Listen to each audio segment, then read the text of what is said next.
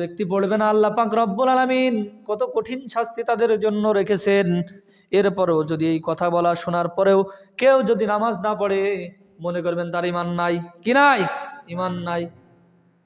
আমাদের অধিকাংশ এখান থেকে বোঝানো হয়, বিভিন্ন মিলাদ মাহফিল থেকে যতই হুজুর যেইভাবে ওয়াজ করুক না কারণ লাস্টে কিন্তু একটা কথা বলে। কি কথা? নামাজের কথা। কিসের কথা বলে? নামাজের কথা। কিন্তু এই নামাজ আমাদের সব থেকে বেশি অবহেলা। অবহেলা কি না? নামাজ পড়েন তো? না হুজুর নামাজ পড়ি না। নামাজ পড়ার সংখ্যা আমাদের ভিতরে কম না বেশি? যারা বলুন কম না বেশি?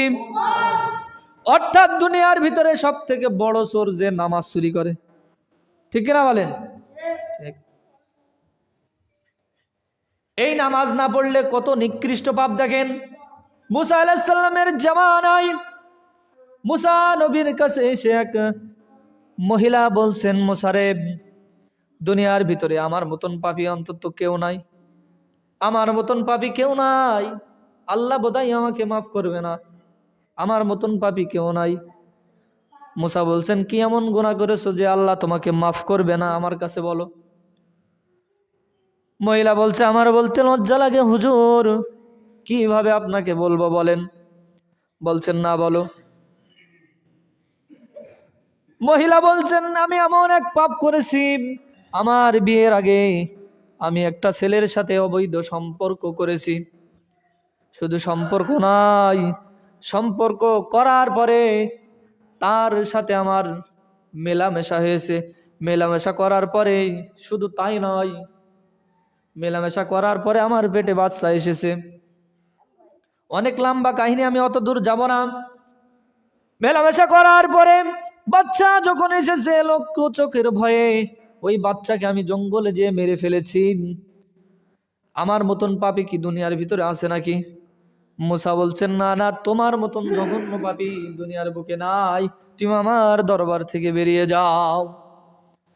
আল্লাহ পাক রব্বুল আলামিন তখন বললেন, মুসা রে, ওর থেকেও জঘন্যতম পাপী, ওর থেকেও বড় পাপী দুনিয়ার বুকে আছে, ওর থেকেও খারাপ পাপী দুনিয়ার থেকে আছে, জঘন্য পাপী দুনিয়ার ভিতরে আছে। মুসা বললেন, এত বড় পাপ করেছে, এর থেকে বড় পাপী কে হতে পারে? আল্লাহ পাক রব্বুল আলামিন বললেন, ওর থেকেও বড় পাপী যারা আজান হয়ে যাওয়ার পরেও মসজিদে আসে না। একটু আওয়াজ দিয়ে বলি নাউজুবিল্লাহ। জোরে বলুন নাউজুবিল্লাহ। একটা সন্তান অবৈধভাবে প্রস্রাব করলো, তারপরে ওই সন্তানকে মেরে ফেললো, ওর থেকেও বড় পাপ নেই। আমরা ওর থেকেও বড় পাপ নিয়ে এখানে বসে আছি কি আসি না? বলেন আসি কি আসে না? ফজরে যারা নামাজ পড়েননি ওই মহিলার থেকেও বড়, জোরে বলেন, ওই মহিলার থেকেও বড় পাপী। এবার আসেন, যারা ফজরের সালাত পড়েন নাই, যারা জোহরের সালাত পড়েন নাই, যারা আসরের সালাত পড়েন নাই, যারা মাগরিবের সালাত পড়েন নাই, এমনকি যারা ইশার সালাত না পড়ে যারা ঘুমিয়ে যান, 15টা শাস্তি আল্লাহ আপনাদের জন্য মজুদ রেখেছেন। ভালো করে শুনে যান। তারপরে যদি আপনি নামাজ না পড়েন সেটা আপনার ব্যক্তিগত বিষয়। 1 নম্বর শাস্তি, দুনিয়ার ভিতরে ওই ব্যক্তি যদি নামাজ না পড়ে, কোন ব্যক্তি? আমরা কি চিনি না? চিনি না যে ব্যক্তি নামাজ পড়ে না। দুনিয়ার বুকে যদি 1 নম্বর শাস্তি আল্লাহ পাক রব্বুল আলামিন বেনামাজিকে দেবেন, 1 নম্বর শাস্তি হচ্ছে তার রিজিকের বরকত আল্লাহ পাক রব্বুল আলামিন কমিয়ে দেবে। জোরে বলি নাউজুবিল্লাহ। আরেকটা আওয়াজ দিয়ে বলি নাউজুবিল্লাহ। যখন কোনো বেনামাজি নামাজ পড়ে না, দেখবেন কোটি কোটি টাকার মালিক, দেখবেন বাড়ি ব্যাংক ব্যালেন্সের অভাব নাই, কিন্তু নামাজ পড়ে না, দেখবেন ওর সংসার থেকে কোনোদিন অভাব যাবে না। জোরে বলি নাউজুবিল্লাহ। এটা কে বলছেন? আমি বলি না, এটা বলেছেন কে? আল্লাহ। 1 নম্বর শাস্তি তার রিজিকের বরকত। 1 নম্বর শাস্তি তার রিজিকের বরকত কমে যাবে, কোনো বরকতই বেনামাজের রিজিকে থাকবে না। দেখবেন অনেক লোক ঘুমায় থাকে, ফজরের সালাত পড়ে না, ফজরের সালাত না পড়ে 8টা 7টার দিকে রাজমিস্ত্রির কাজে চলে যায়, কেউ বা ভ্যান নিয়ে চলে যায়, কেউ বা চাকরিতে চলে যায়। কিন্তু তাকে যে সৃষ্টি করেছে, তাকে যে দুনিয়ার বুকে পাঠিয়েছেন, তার কাজ 1 নম্বর ছিল এই রাত্রে উঠে ফজরের সালাত আদায় করা। কিন্তু এই সালাত না আদায় করে সে 7টার দিকে 8টার দিকে বেরিয়ে চলে গেল তার রিজিকের সন্ধানে। আল্লাহ পাক রব্বুল আলামিন বলেন, সেদিনে 500 নয়, সেদিনে 1000 নয়, সেদিনে যদি 1 কোটি টাকাও ইনকাম করে, ওই টাকার ভিতরে বিন্দু মাত্র আল্লাহর বরকত থাকবে না। একটু আওয়াজ দিয়ে বলি নাউজুবিল্লাহ। এটা বলেছেন আল্লাহ। কে বলেছেন? আল্লাহ। জোরে বলুন, কে বলেছেন? 1 নম্বর শাস্তি, তার রিজিকের বরকত কমে যাবে, রিজিকে কোনো বরকত থাকবে না। বেনামাজি যারা এখানে আছেন, আপনাদেরকে বলে যাই, যদি আপনি দিনে 1000, 2000, 5000, 6000 টাকাও ইনকাম করেন, আপনার ওই ইনকামের ভিতরে 1 বিন্দু পরিমাণ বরকত থাকবে না। যদি বরকত থাকে তাহলে আল্লাহর কোরআন এবং রসুলের হাদিস মিথ্যা হয়ে যাবে। জোরে বলুন নাউজুবিল্লাহ। আর যারা এই যে আমরা 3 থেকে 4 জন এই ঠান্ডার রাত্রে উঠে, এই যে কনকনে শীতের রাত্রে উঠে যারা ফজরের সালাত আদায় করবে, ফজরের সালাত আদায় করে যারা কাজে লেগে যাবে, যেই কাজে আপনি হাত দেন না কেন, বরকত দেবেন কে? যারা বলুন কে? আল্লাহ। এই জন্য ফজরের সালাত খুবই গুরুত্বপূর্ণ। যদি রিজিকে বরকত চান, যদি খাদ্যই বরকত চান, টাকা পয়সায় বরকত চান, সন্তানাদির বরকত চান, ফরজের নামাজের কোনো বিকল্প, যারা বলুন বিকল্প নাই। এই যে ঠান্ডার রাত্রে উজু করলেন, এই ঠান্ডার রাত্রে উঠে যখন উজুর পানি আপনি হাতে নেন, আল্লাহ পাক রব্বুল আলামিন বলেন, উজুর পানি হাতে নেওয়ার সাথে সাথে হাতের গুনাহগুলো ওই উজুর পানির সাথে ঝরে পড়ে যায়। যারা বলুন সুবহানাল্লাহ। যখন ওই উজুর পানি আপনি মুখে মারেন, মুখে ছিটান, মুখের গুনাহগুলো আল্লাহ পাক রব্বুল আলামিন ওই পানির সাথে ঝরিয়ে দেন। সুবহানাল্লাহ বলবেন না? আর যারা ফজরের সালাত পড়ে না, কিয়ামতের আগে তারা কার দলভুক্ত হবে? দাজ্জালের দলভুক্ত হবে। কার? দাজ্জাল কে ছিল? দাজ্জাল আসবে। দাজ্জাল হচ্ছে কাফের। ওই কাফেরের অন্তর্ভুক্ত হবে যারা ফজরের সালাত পড়বে না তারা। এখন ভাবেন, যদি আপনি ফজরের সালাত না পড়েন, আপনি কার দলভুক্ত? দাজ্জালের। কার? জোরে বলুন কার? দাজ্জাল কি ভালো মানুষ না খারাপ মানুষ? দাজ্জাল হচ্ছে কাফের। কাফেরের দলভুক্ত আপনি হবেন। আর যদি রিজিকে, টাকা পয়সায়, সংসারে, সন্তানাদিতে বরকত চান, ফজরের নামাজ পড়তে হবে। পারবেন তো ইনশাআল্লাহ? যারা বলেন ইনশাআল্লাহ। আর ফজরের সালাত পড়ে যারা যে কাজে হাত দিবে, আল্লাহ পাক রব্বুল আলামিন বলেন, ওই কাজের ভিতরে আমি আল্লাহ পাক রব্বুল আলামিন বরকত দান করে দেব। সুবহানাল্লাহ। আসতে হলে কান জোরে বলুন সুবহানাল্লাহ। 1 নম্বর শাস্তি, তার রিজিকে কোনো বরকত থাকবে না। বেনামাজির। কোন নামাজির? বেনামাজির যারা নামাজ পড়ে না। এখানে অধিকাংশ মানুষ নামাজ পড়েন না। আপনার সংসার থেকে কোনোদিন অভাব যাবে না। যতই টাকা ইনকাম করেন, যতই লোন নেন, যতই জমির আবাদ করেন না কেন, কোনোদিন আপনার সংসার থেকে অভাব যাবে? জোরে বলুন, যাবে না। কে বলেছেন? আর যদি সংসারে উন্নতি চান, আজ থেকেই নামাজ পড়ুন। পারবেন তো ইনশাআল্লাহ? যারা বলেন ইনশা। 1 নম্বর শাস্তি চলে গেল। 2 নম্বর শাস্তি, বেনামাজির চেহারার ভেতরে কোনো নূর থাকবে না। কি থাকবে না? নূর থাকবে না। নূর মানে আলো। নূর মানে কি? আলো। চেহারার ভিতরে যতই সুনু মাখো, চেহারার ভিতরে যতই সুনু পাউডার যাই মাখো না কেন, ওই চেহারায় কোনো কাজ হবে না। যদি আপনি সালাত ঠিক মতন আদায় করেন, যদি আপনি সালাত আদায় করেন, উজুর পানি যখন আপনি মুখে মারবেন, পৃথিবীর শ্রেষ্ঠ মেকআপ হচ্ছে উজুর পানি। একটু আওয়াজ দিয়ে বলি সুবহানাল্লাহ। এই জন্য দেখবেন কিছু কিছু আল্লাহ বলা মানুষের মুখের দিকেও তাকালেও কি ভালো লাগে? কি লাগে না?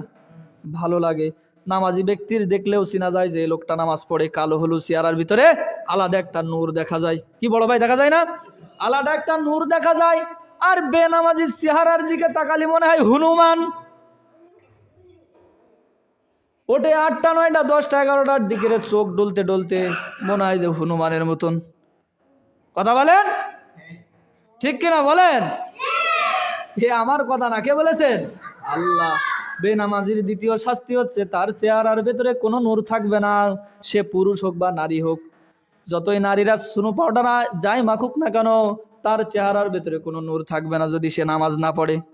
কি না পড়ে? নামাজ না পড়ে। এই জন্য দেখবেন বিধর্মীরা যুবককালে কি সুন্দর থাকে, যখন মুরব্বী হয়ে যায় হনুমানের মতন চেহারা হয়ে যায়। দেখবেন খেয়াল করে, আমার কথা না মিললে। যদিও বা আপনার চেহারা সুন্দর থাকবে, যদি নামাজ না পড়েন, আল্লাহর দেওয়া বিধান আপনি না মানেন, আপনার চেহারা এক সময় হনুমানের মতন হয়ে যাবে। আপনার চেহারার দিকে তাকালে মানুষ ভয় পাবে। একটু আওয়াজ দিয়ে বলেন আউযুবিল্লাহ। তাহলে 1 নম্বর শাস্তি কি? সংসারে অভাব যাবে না, সন্তানাদি কথা শুনবে না, রিজিকের বরকত আল্লাহ উঠায় নেবে। আজ দেখেন আমরা বাঁচার জন্য সকালবেলা দেখি কত লোক হেঁটে বেড়ায়, কত সকাল সকাল ওঠে নিজের পেটের জন্য, অথচ ওই বোকা মানুষ জানে না যে ফজরের সালাত আদায় করলে রিজিক বৃদ্ধি করে দেন আল্লাহ। সুবহানাল্লাহ বলুন। ওই বোকা মানুষ জানে না যে ফজরের আগে উঠে ও হেঁটে বেড়ায়, ডাক্তারে হাঁটতে বলেছে, ও মনে করছে যে হাঁটলি মনে হয় আমি মৃত্যুর থেকে বেঁচে যাব, কিন্তু মৃত্যু থেকে কেউ বাঁচতে পারবে? যারা বলুন পারবে। কিন্তু মানুষ মৃত্যুর থেকে বাঁচতে পারবে না, কিন্তু মানুষ ইচ্ছা করলে জাহান্নাম থেকে বাঁচতে পারবে। পারবে কি পারবে না? ও যে এই সময় হেঁটে বেড়ালো, ওই সময় যদি মসজিদে এসে সালাত আদায় করতো, তাহলে জাহান্নাম থেকে মুক্তি পেত। কিন্তু মৃত্যু থেকেও মুক্তি পাবে? ডাক্তারে হাঁটতে বলেছে, তাই জন্য আপনি 3টের সময় উঠে হেঁটে বেড়ান। কিন্তু আল্লাহ পাক রব্বুল আলামিন জাহান্নামের কথা কোরআনের ভিতরে বলল, ওই জাহান্নামের ভয়তে আপনি মসজিদে আসেন না। আজান যখন হয় ল্যাপ আপনি আরো বেশি মুড়ি দেন। আসছো কি দেয় কি দেয় না বলেন? দেয় কি দেয় না বলেন? এটা হচ্ছে 2 নম্বর শাস্তি। চেহারার ভিতরে কোনো নূর থাকবে না। আর বেনামাজি যখন মারা যাবে, বেঈমান হয়ে মারা যাবে, কালেমা নসিব তার হবে না। জোরে বলুন নাউজুবিল্লাহ। যতই তার পাশে যে ইয়াসিন সূরা, যতই হুজুর আল্লাহর নাম কানে দেন, কোনো কাজ হবে? জোরে বলুন কোনো কাজ হবে? যত বড় ইমাম তার জানাজা দিক, সে বেহেশতে, সে জান্নাতে, কবরের ভিতরে সুখ পাবে? জোরে বলুন পাবে? আমি যদি আপনাদের 10-12 জানাজা দিই, যদি 20-12 জানাজা দিই, যদি আপনি নামাজ না পড়েন, আপনার কবরে কোনো দিনও শান্তি হবে না। জোরে বলুন নাউজুবিল্লাহ। তাহলে কবরের আযাব থেকে বাঁচতে হলে নামাজের প্রয়োজন আছে না নাই? এটা হলো দুনিয়ার উপরে 3টে শাস্তি। সে বেঈমান হয়ে মারা যাবে, সে ঈমান হারা হয়ে মারা যাবে। এই কথাগুলো শোনার পরেও যদি কোনো ব্যক্তি নামাজ না পড়ে, তাহলে মনে করবেন তার ঈমান নাই। জোরে বলুন নাউজুবিল্লাহ। জোরে বলুন নাউজুবিল্লাহ। এবার আসেন, বেনামাজি যখন মারা গেল, বেঈমান হয়ে যখন মারা যাবে, এবার তাকে যখন কবরের ভিতরে রাখা হবে, কাকে রাখা হবে? বেনামাজিকে যখন রাখা হবে। এই যে যারা নামাজ পড়েন না তারাই বেনামাজি, শুধু যারা জুম্মার নামাজ পড়েন তাদেরকে বলছি না, যারা এই যে আসরের আজান হয়ে যাবে যারা নামাজ পড়েন না তারাও বেনামাজি, যারা মাগরিবের আজান শুনে মসজিদে আসে না তারাও বেনামাজি, যারা ইশার সালাতের আজান শুনে যারা মসজিদে আসে না তারাও যারা বলুন বেনামাজি। এই বেনামাজি যখন মারা যাবে, যখন কবরে তাকে শোয়ানো হবে, তার কবর সংকীর্ণ হয়ে যাবে। কি হয়ে যাবে? সংকীর্ণ মানে ছোট হয়ে যাবে। কবর যখন সংকীর্ণ হয়ে যাবে, ছোট হয়ে যাবে, এই যে এক পাশের হাড় কবর চাপ মারবে, এই যে দেখছেন না হাড়, এই পাশের হাড় এই পাশে এইভাবে ঢুকে যাবে। আপনাকে চাপ মারা হবে, চাপ মারার পরে এক পাজরের হাড় অন্য পাজরের ভিতরে ঢুকে যাবে। জোরে বলুন নাউজুবিল্লাহ। কবরের ভয় আছে তো না মিথ্যে? কবরের ভয় কেমন আছে? হাতে গোনা 6-7 জনের আছে যারা আমরা নিয়মিত নামাজ পড়ি, কিন্তু হুজুর কবরের ভয় আছে এটা স্বীকার করি, কিন্তু কবরের ভয় যে ভাঙার কারণ আছে সেইটা আমরা করি? বলেন করি না। জান্নাতে আমরা সকলেই যেতে চাই, কিন্তু জান্নাতের কাজ করি না। করি বলেন? করি না। এই বেনামাজির কবরের ভিতরে যখন কবর সংকীর্ণ করে দেওয়া হবে, কবরের এক পাজরের মাটি আর এক পাজরে যখন মিশিয়ে দেবে, এভাবে যখন চাপ মারবে, এক পাজরের হাড্ডি অন্য পাজরের ভিতরে ঢুকে যাবে। একটু আওয়াজ দিয়ে বলি নাউজুবিল্লাহ। তার কবরের ভিতরে আগুন জ্বালিয়ে দেওয়া হবে। কি জ্বালিয়ে দেওয়া হবে? তাই মনে শেষে গেছে না? তার কবরের ভিতরে আগুন জ্বালিয়ে দেওয়া হবে। আগুন জ্বালিয়ে যখন দেওয়া হবে, কিয়ামত পর্যন্ত দাও দাও করে আগুন জ্বলতে থাকবে। একটু আওয়াজ দিয়ে বলি নাউজুবিল্লাহ। 5টা বললাম, টাইম শেষ।